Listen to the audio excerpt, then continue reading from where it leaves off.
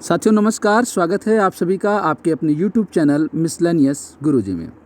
दोस्तों, आज का वीडियो आधारित है आधुनिक भारत से संबंधित टेस्ट पर। जी हाँ दोस्तों, आज ये आधुनिक भारत से संबंधित 7वां टेस्ट है, 7वां प्रैक्टिस सेट है और साथियों इसमें बहुत ही महत्वपूर्ण प्रश्न को शामिल किया गया है। आप इसको ज़रूर देखें और ये वीडियो दोस्तों सभी परीक्षाओं के लिए महत्वपूर्ण है, चाहे वह BEO हो, RO, ARO हो या फिर UPPCS प्री का जो फॉर्म आ चुका है साथियों, उसके लिए भी बहुत ही इम्पॉर्टेंट है ये। तो चलिए देखते हैं दोस्तों, आज का पहला प्रश्न कौन सा है। आपको बताना है कि 19वीं-20वीं शताब्दी में शिक्षा के संदर्भ में, दोस्तों शिक्षा के संदर्भ में बात हो रही है, निम्नलिखित कथनों पर विचार करिए।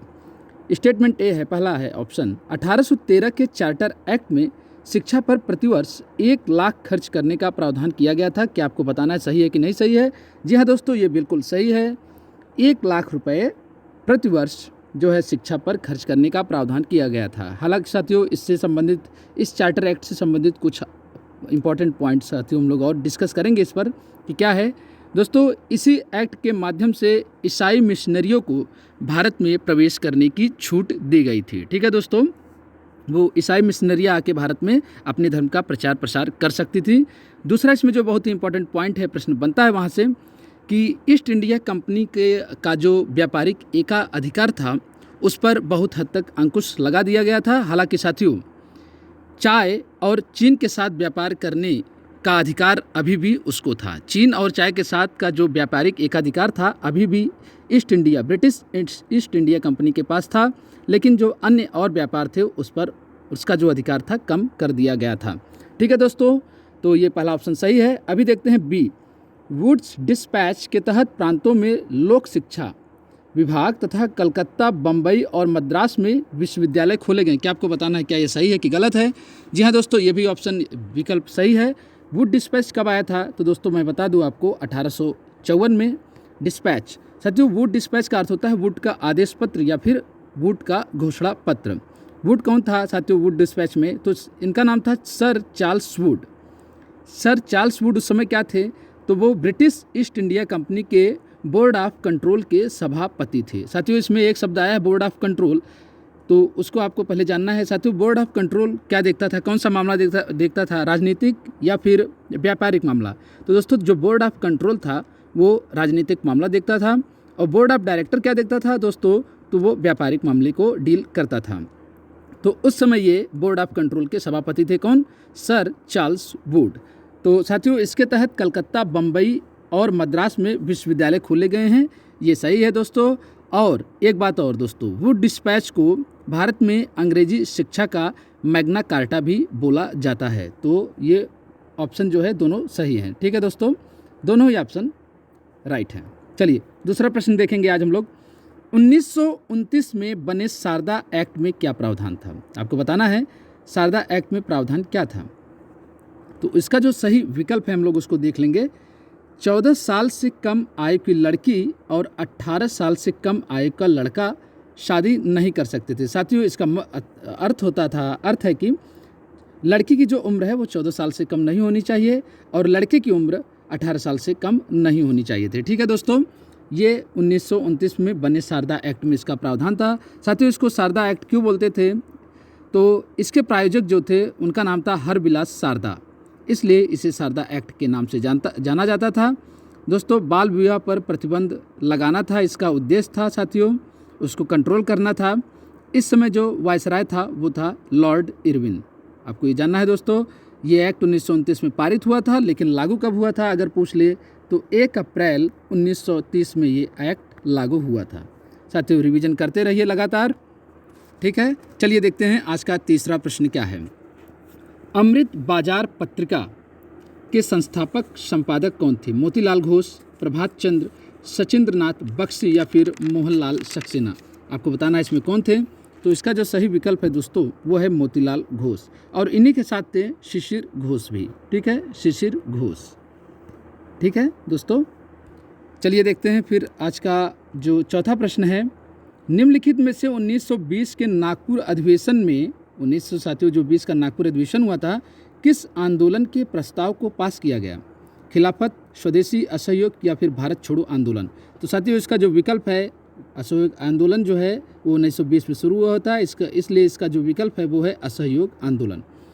असहयोग आंदोलन 1920 से 1922 तक चला था दोस्तों। 1 अगस्त 1920 से शुरुआत हुई थी इसकी। चलिए इसमें कुछ देख लेंगे इंपॉर्टेंट पॉइंट असहयोग आंदोलन से। असहयोग आंदोलन प्रस्ताव साथियों जैसा कि जानते हैं 1920 नागपुर अधिवेशन में पारित हुआ। इसके अध्यक्ष कौन थे साथियों? अध्यक्षता किसने की थी नागपुर अधिवेशन का? तो चित्तरंजन दास जी ने इसकी अध्यक्षता की थी। अभी देखते हैं पॉइंट क्या है इसमें। भारतीयों ने अंग्रेजों द्वारा दी गई पदवी को लौटा दिया था। इसमें उन्होंने लौटा दिया इस आंदोलन में, असहयोग आंदोलन में। जैसे गांधी जी ने इसमें अपनी कैसर ए हिंद की पदवी वापस कर दी थी अंग्रेजों को कि भाई हमको नहीं चाहिए। असहयोग कर रहे थे अंग्रेजों के साथ, मेन मुद्दा तो ये था। ठीक है। दूसरा था विधान परिषद का बहिष्कार कर दिया गया था साथियों। इसमें विधान परिषद का बहिष्कार कर दिया गया था।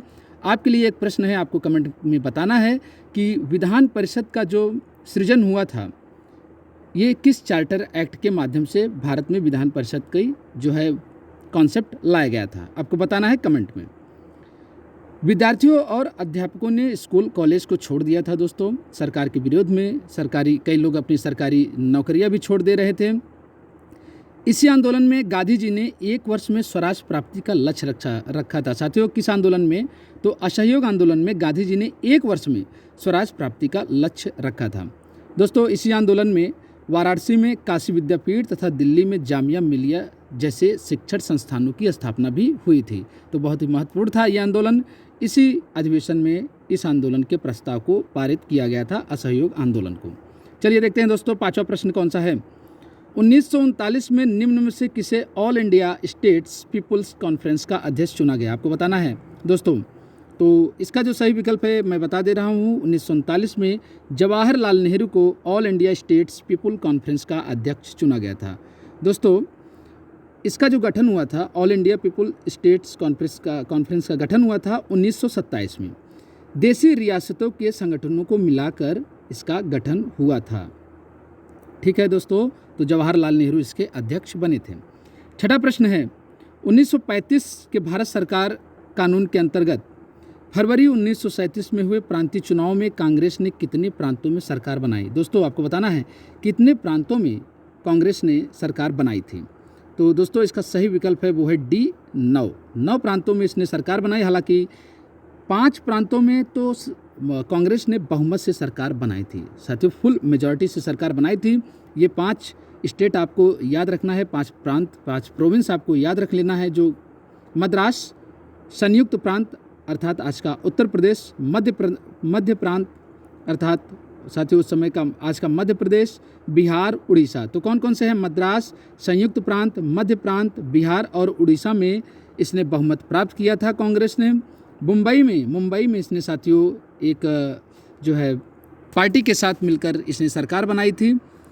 और दोस्तों आपसे सबसे पहले पूछा जाएगा इसमें जो प्रश्न है कि पंजाब में क्या कांग्रेस की सरकार बनी थी या बंगाल में सरकार बनी थी कि नहीं कांग्रेस की, ऐसे साथियों प्रश्न पूछेगा आपसे।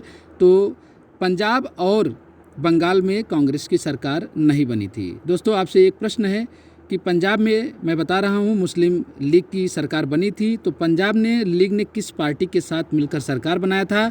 और बंगाल में भी मुस्लिम लीग की सरकार बनी थी, किस पार्टी के साथ मुस्लिम लीग ने संयुक्त सरकार बनाई थी बंगाल में? तो आपको बताना है पंजाब और बंगाल में मुस्लिम लीग ने किस किस पार्टी के साथ मिलकर अपनी सरकार बनाई थी, आपको बताना है कमेंट में। ठीक है दोस्तों, क्योंकि मैं इसको कई बार डिस्कस कर चुका हूँ। देखते हैं 7वां, मुस्लिम लीग द्वारा पाकिस्तान के नाम से अलग साथियों मुस्लिम लीग द्वारा पाकिस्तान के नाम से अलग राज्य बनाने की मांग करने वाला प्रस्ताव किस वर्ष पारित किया गया? तो आपको बताना है दोस्तों, इसका सही विकल्प है 1940 में ये प्रस्ताव पारित किया गया। मार्च 1940 में कहाँ पे? लाहौर में आयोजित हुआ था। लाहौर में आयोजित मुस्लिम लीग के अधिवेशन में यह प्रस्ताव पारित किया गया था कि पाकिस्तान के नाम से एक अलग राज्य बने। साथियों मुस्लिम लीग से संबंधित कुछ देख लेते हैं पॉइंट मुस्लिम लीग से। मुस्लिम लीग की स्थापना कब हुई थी दोस्तों? तो 1906 में ढाका में हुई थी। वर्तमान में ढाका आज बांग्लादेश में है। तो इसकी स्थापना मुस्लिम लीग की 1906 में हुई थी। संस्थापक कौन था?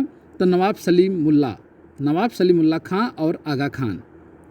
दोस्तों अगर आपसे एक बात पूछा जाए कि इस समय वायसराय कौन था जब मुस्लिम लीग की स्थापना हुई, तो इस समय वायसराय था लॉर्ड मिंटो। ठीक है, लॉर्ड मिंटो। चलिए दोस्तों 8वां प्रश्न देखेंगे। आज़ाद हिंद के किन अफसरों पर लाल किला मुकदमा चलाया गया था? आपको बताना है कि कब चलाया गया, किन अफसरों पर लाल किला मुकदमा चलाया गया था दोस्तों। तो इसका जो सही विकल्प है वो है B, general Shahnawaz, GS Dhillon और जनरल प्रेम सहगल। तीनों के ऊपर, इन तीनों अफसरों के ऊपर जो है, जनरल के ऊपर लाल किला मुकदमा चलाया गया था दोस्तों। जनरल मोहन सिंह कौन है? तो ये आज़ाद हिंद फौज के संस्थापक हैं। आज़ाद हिंद फौज के संस्थापक जनरल मोहन सिंह जी हैं। और लाल किला मुकदमा चला गया था general Shahnawaz, general GS Dhillon और जनरल प्रेम सहगल पर लाल किला मुकदमा चलाया गया था। 9वां है 1784 में एशियाटिक सोसाइटी की स्थापना कहाँ पर की गई थी? ठीक है दोस्तों, आपको बताना है कहाँ पर की गई थी। तो एशियाटिक सोसाइटी की स्थापना की गई थी कलकत्ता में। कलकत्ता में की गई थी। कब की गई थी? 1784 में। आपको ये भी याद रखना है किसके द्वारा की गई, अभी देख लेंगे हम लोग। विलियम जोन्स ने, विलियम जोन्स के द्वारा इसकी स्थापना की गई थी। साथियों इसका उद्देश्य, इसका पर्पस भी देख लेते हैं हम लोग। भारत के प्राचीन तथा मध्यकालीन अतीत, इतिहास, कला, विज्ञान, कानून के अध्ययन को प्रोत्साहित करना था। ठीक है, जो भारत का प्राचीन तथा मध्यकालीन पास्ट था, अतीत था, और जो भारत के विषय थे इतिहास, कला, विज्ञान, कानून आदि के अध्ययन को प्रोत्साहित करना था, इसका उद्देश्य था। साथियों विलियम जोन्स ने कालिदास रचित अभिज्ञान शाकुंतलम का अनुवाद संस्कृत से अंग्रेजी में किया गया। आपसे प्रश्न पूछा जाए कि कालिदास द्वारा रचित अभिज्ञान शाकुंतलम का अनुवाद संस्कृत से अंग्रेजी में किसने किया? तो विलियम जोन्स ने किया था। ठीक है दोस्तों, चलिए 10वां प्रश्न देखेंगे। सुरेंद्र नाथ बनर्जी ने किस संस्था की स्थापना की थी? आपको बताना है। तो इसका सही विकल्प है सुरेंद्र नाथ बनर्जी ने इंडियन एसोसिएशन की स्थापना की थी कलकत्ता में। कलकत्ता में की थी। कब की थी? 1876 में। दोस्तों सन भी पूछ लेता है, आपको याद रखना है। अभी देखते हैं यहाँ पे बम्बई जो एसोसिएशन है इसकी स्थापना किसने की थी? तो इसकी स्थापना की थी जगन्नाथ शंकर सेठ। जगन्नाथ शंकर सेठ ने की थी इसकी स्थापना 1852 में। पूणे सार्वजनिक सभा की स्थापना किसने की थी? तो एमजी रानाडे ने 1876 में। ठीक है दोस्तों, 1876 में। चलिए देखते हैं 11वां प्रश्न। प्रांतों में उत्तरदायी शासन की स्थापना के लिए द्वैत शासन की शुरुआत हुई थी। कब हुई थी? आपको बताना है द्वैत शासन की शुरुआत कब हुई थी। साथियों इससे पिछले वाले वीडियो में मैंने अच्छे से डिस्कस किया है सभी अधिनियमों को, अलग से वीडियो भी है प्लेलिस्ट में, आप उसको जरूर देखें। तो इसका सही विकल्प है, इसका दोस्तों सही विकल्प है 1919 के भारत सरकार अधिनियम में। ठीक है साथियों, इसका जो सही विकल्प है 1919 के भारत सरकार अधिनियम में द्वैत शासन की शुरुआत हुई थी। ठीक है दोस्तों, चलिए देखेंगे आज का 12वां प्रश्न क्या है। कांग्रेस और मुस्लिम लीग के बीच प्रसिद्ध लखनऊ समझौता कब हुआ? इसको आपको बताना है किस सन में हुआ था, 1914, 15, 16 या फिर 17 में। कांग्रेस और मुस्लिम लीग के बीच प्रसिद्ध लखनऊ समझौता अर्थात लखनऊ पैक्ट भी बोलते हैं साथियों इसको, लखनऊ पैक्ट, तो कब हुआ था? तो इसका सही विकल्प है 1916 में हुआ था। 1916 में। इसकी अध्यक्षता किसने की थी दोस्तों? तो इसकी अध्यक्ष थे अंबिका चरण मजूमदार। इस अधिवेशन की अध्यक्ष थे अंबिका चरण मजूमदार। साथियों क्वेश्चन पूछ लेता है। ठीक है दोस्तों, चलिए देखते हैं 13वां प्रश्न क्या है। ईस्ट इंडिया कंपनी ने अपनी पहली फैक्ट्री को किस स्थान पर स्थापित किया? ठीक है, आपको बताना है सूरत, कोच्चि, कलकत्ता या फिर मसूलीपट्टनम। तो इसका सही विकल्प है सूरत में। सूरत में इसने अपनी पहली फैक्ट्री को स्थापित किया था ईस्ट इंडिया कंपनी ने। अंग्रेजों ने किस मराठा सरदार से राजघाट की संधि की? किस मराठा सरदार से राजघाट की संधि की? गायकवाड़ से, भोसले से, सिंधिया से, होलकर से। साथियों जो गायकवाड़ थे यह कहाँ से बिलोंग करते थे आपको जानना है। तो ये बड़ौदा से संबंधित थे। भोसले किससे थे? ये नागपुर से संबंधित थे। सिंधिया किससे संबंधित थे? ये ग्वालियर के थे। और होलकर जो थे साथियों इंदौर से थे। तो इन्होंने जो है होलकर के सिंधिया से राजघाट की संधि की थी। ठीक है साथियों,